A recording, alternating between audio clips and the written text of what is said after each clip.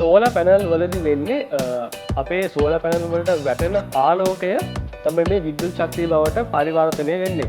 ඉතින් මේකෙදී අපේ මට ඇහිලා තියෙන ගොඩක් කට්ටිය කියනවා මේ තාලේ සෑහෙන රස්නේ ඒ කියන්නේ හොඳට මේවෙන් ජෙනරේෂන් එක ඇති කියලා. ඉතින් මේ රස්නේ නෙමෙයි මේකට අවශ්‍ය වෙන්නේ. ඒ කියන්නේ ගොඩාක් රස්නේ දිනවා කියන්නේ ඇත්තටම මේ පැනල් වල කාර්යක්ෂමතාවය අඩු වෙනවා කියන එක. ඉතින් මේකට ඇත්තටම අවශ්‍ය වෙන්නේ ආලෝකය තමයි. ආලෝකය හොඳට වැටෙනකොට මේකේ හොඳට ජෙනරේෂන් එක වෙනවා. ඉතින් මේ සෝල පැනල්ස් වලට ආලෝකය වැටුණාට පස්සේ ඒකෙන් මේ පැනල් එකේ සෝලර් සෙල්ස් තියෙනවා.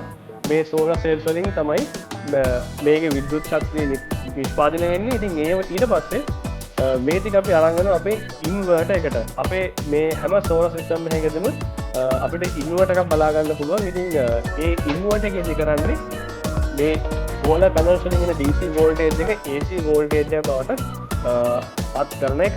ඉතින් මේ සිස්ටම් එක අපි සම්බන්ධ කරන විදිහත් එක්ක අපිට මූලිකම කොටස් දෙකකට බෙදන්න පුළුවන්. එකක් තමයි on grid systems, අනිත් එක off grid systems. ඉතින් on grid systems කියන්නේ අපි ජාතික ජාලයත් එක්ක එහෙම නැත්නම් grid එකත් එක්ක සම්බන්ධ කරලා මේ ඉන්වර්ටර් එක මේකෙන් අපි එක්ස්පෝර්ට් කරනවා නම් මේකට අපි on grid system එකක් කියනවා. එහෙම නැත්නම් අපේ grid එකට සම්බන්ධ කිසිම සම්බන්ධයක් නැතුව වෙනම අපේ solar panel සහ ඉන්වර්ටර් එක වෙනම තියෙනවා නම් අපි ඒකට off grid system එකක් කියලා කියනවා.